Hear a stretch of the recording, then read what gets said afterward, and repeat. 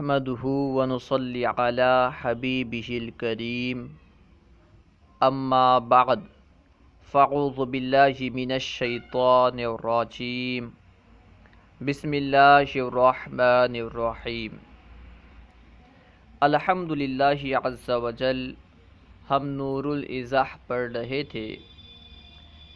آج ہم انشاءاللہ عز وجل نور الازح سے غسل کی سنتیں پڑھیں گے.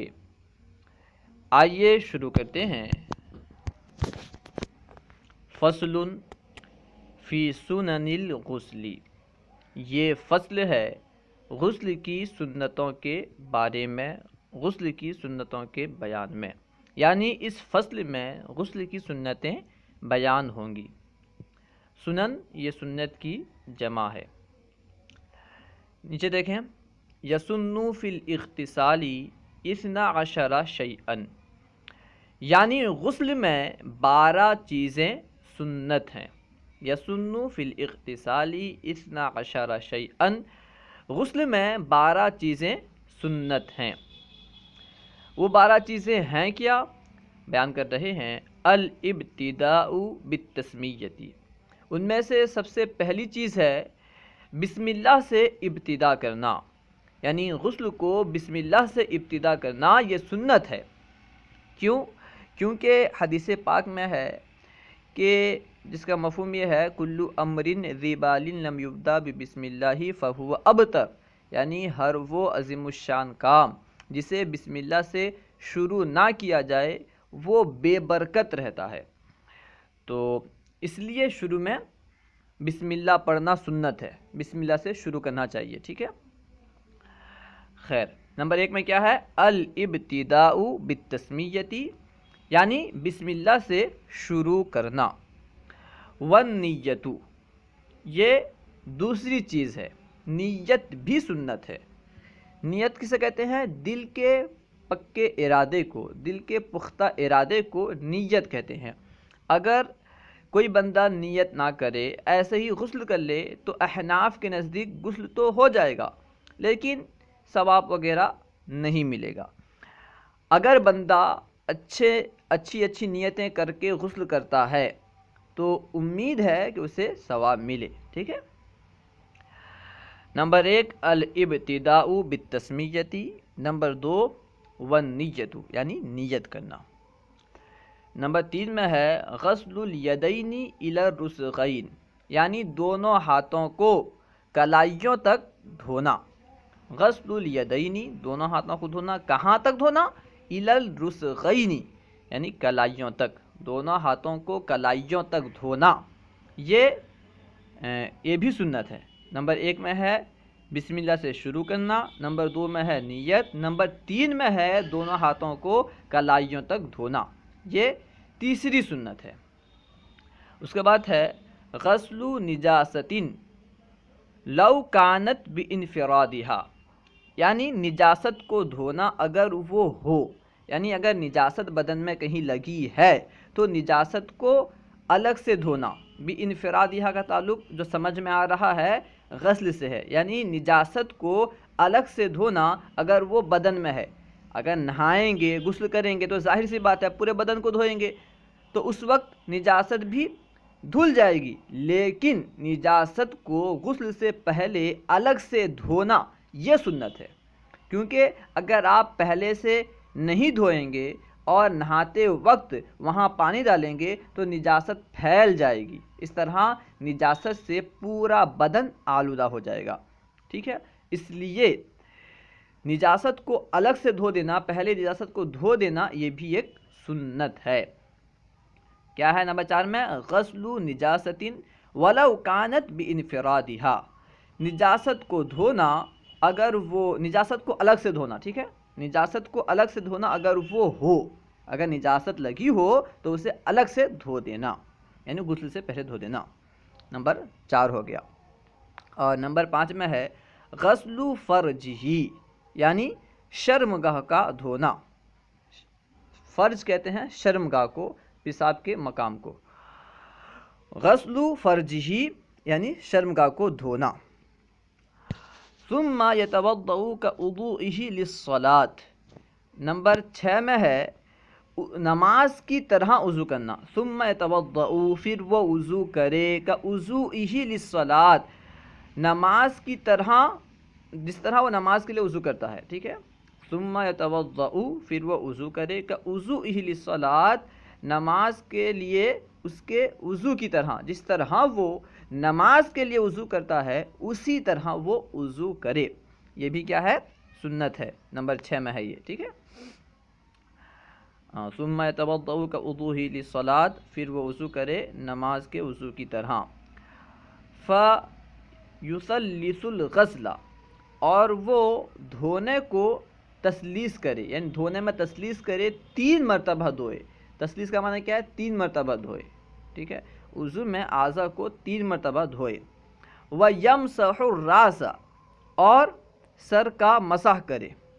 اس میں بعض علماء کا اختلاف ہے کہ سر کا مسح کرنا یہ سنت نہیں ہے، کیونکہ وہ لوگ یہ سمجھتے ہیں جب غسل کرے گا بندہ، ظاہر سی بات ہے پانی تو سر سے گزرنا ہی ہے، جب پانی گزرے گا تو مسح کی حاجت نہیں ہے.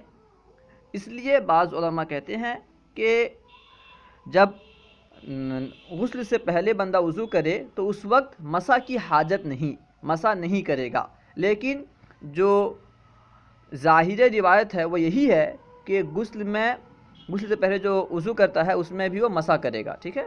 کیونکہ اس طرح حضور پاک صلی اللہ تعالیٰ علیہ وسلم سے ثابت ہے، اس لیے وہ غسل سے پہلے جو وضو کرے گا اس میں مسح کرے گا. ٹھیک ہے. اس کو بیان کر رہے ہیں. ہاں. وَيَمْسَحُ الرَّأْسَ، اور وہ سر کا مسح کرے.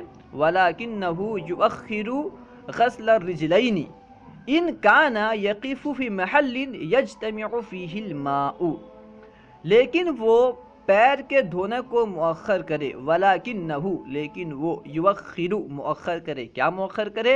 غسل الرجلین، پاؤں کے دھونے کو، دونوں پاؤں کے دھونے کو مؤخر کرے، یعنی بعد میں کرے. ان کان یقف فی محل، اگر وہ ایسی جگہ ہے یجتمع فیہ الماء، جہاں پانی جمع ہوتا ہے. ایسے ہی تو پیر کو دھونا، پیر کو تو وضو کے آخر میں دھوا جاتا ہے، تو یہاں پہ یہ کہنا کہ پیر کے دھونے کو مؤخر کرے، کیا مطلب؟ یعنی وضو کے آخر میں تو پیر کو دھوا جاتا ہے، یہاں غسل کے آخر تک مؤخر کرنے کی بات ہے. یعنی جس طرح نماز کے لیے وضو کرتے ہیں وضو کرے، آخر میں جو پیر دھوتے ہیں پیر نہ دھوئے بلکہ پیر دھونے کو غسل کے آخر تک مؤخر کر دے، غسل کے آخر میں پیر دھوئے. کیوں؟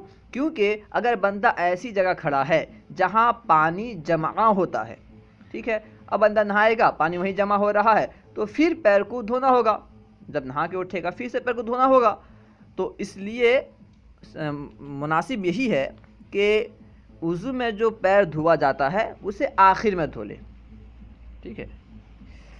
یعنی نماز کی طرح وضو کرے، یہ جو ہے 6ٹھی سنت ہے، اسی میں یہ سب باتیں آ گئیں. ثم یفید الماء علی بدنہ ثلاثا، پھر اپنے بدن پر 3 مرتبہ پانی بہائے. ثم یفید الماء، پھر پانی بہائے، علی بدنہ، اپنے بدن پر، اپنے جسم پر، ثلاثا، 3 مرتبہ. یہ 7ویں سنت ہے. ٹھیک ہے. ثم یفید الماء علی بدنہ ثلاثا، پھر اپنے بدن پر 3 مرتبہ پانی بہائے. ولو ان غمس فی الماء الجاری او ما فی حکمہ ومکث فقد اکمل السنت. اب بیان کر رہے ہیں کہ اگر کوئی بندہ مائع جاری میں گوتا لگائے. مائع جاری کسے کہتے ہیں؟ ہو سکتا ہے اس سے پہلے آپ پڑھ چکے ہوں گے. مائع جاری یعنی اس کی کئی تعریف کی گئی ہے. سب سے آسان تعریف جو یہ ہے کہ جو پانی تنکا بہا لے جائے وہ مائع جاری ہے. جو پانی تنکا بہا لے جائے وہ مائع جاری ہے. اس کے علاوہ اور بھی تعریفات کی گئی ہیں. خیر، اور جو پانی اس کے حکم میں ہو، اس سے مراد کیا ہے؟ یعنی دہ دردہ. دہ دردہ یعنی بڑا حوض، بڑا تالاب جو 10x10 ہو، دہ دردہ ہو، وہ مائع جاری کے حکم میں ہے. اگر کوئی بندہ مائع جاری میں غوطہ لگائے یا ایسے تالاب میں، ایسے حوض میں غوطہ لگائے جو مائع جاری کے حکم میں ہے، وَمَكَثَ اور اس میں کچھ دیر ٹھہر جائے، یعنی جتنا ٹائم غسل کرنے میں لگتا ہے اتنا ٹائم ٹھہر جائے، یا جتنا ٹائم وضو کرنے میں لگتا ہے اتنا ٹائم ٹھہر جائے، فقط اکمل سنتا تو تحقیق کہ اس نے سنت کو مکمل کر لیا، یعنی اس کی سنت ادا ہو گئی، ٹھیک ہے۔ لیکن اگر بندہ غسل فرض کر رہا ہے تو اس کے لیے ضروری ہوگا کہ وہ ناک میں پانی چڑھائے اور کلی کرے۔ اگر کوئی بندہ غوطہ لگائے اور کچھ دیر ٹھہرے پھر باہر آ جائے، ناک میں پانی نہ چڑھائے، کلی نہ کرے، تو اس کا غسل نہیں ہوگا، وہ پاک نہیں ہوگا، کیونکہ غسل کے جو اور دو فرائض ہیں، یعنی ناک میں پانی چڑھانا اور کلی کرنا، یہ نہیں پائے گئے۔ اگر اس نے کلی کر لیا تھا اور ناک میں پانی چڑھا لیا تھا تو غسل ہو گیا، ورنہ غسل نہیں ہوا۔ خیر، نمبر 7 میں جو سنت ہے وہ کیا ہے؟ تمام یعنی بدن میں 3 مرتبہ پانی بہانا، ٹھیک ہے۔ اس کو کہہ رہے ہیں ثم یفیض الماء علی بدنہ ثلاثا، پھر اپنے بدن پر 3 مرتبہ پانی بہائے، ولو ان غمس فی الماء الجاری او ما فی حکمہ ومکث فقط اکمل سنتا، اور اگر وہ مائع جاری میں غوطہ لگائے یا اس میں جو اس کے حکم میں ہے، یعنی جو مائع جاری کے حکم میں ہے، اور کچھ دیر ٹھہرے، تو تحقیق کہ اس نے سنت کو ادا کر دیا، ٹھیک ہے۔ یہ 7ویں سنت تھی۔ اس کے بعد نمبر 8 میں ہے وَيَبْتَدِئُ فِي صَبِّ الْمَاءِ بِرَاسِهِ، وَيَبْتَدِئُ اور ابتدا کرے، فی صَبِّ الْمَاءِ پانی ڈالنے میں، بِرَاسِهِ اپنے سر سے، یعنی پانی ڈالنا سر سے شروع کرے، یہ بھی سنت ہے، ٹھیک ہے۔ پانی ڈالنا سر سے شروع کرے، یہ ایک سنت ہے، 8ویں سنت ہے۔ وَيَبْتَدِئُ فِي صَبِّ الْمَاءِ بِرَاسِهِ اور پانی ڈالنے میں اپنے سر سے شروع کرے، 8ویں سنت، ٹھیک ہے۔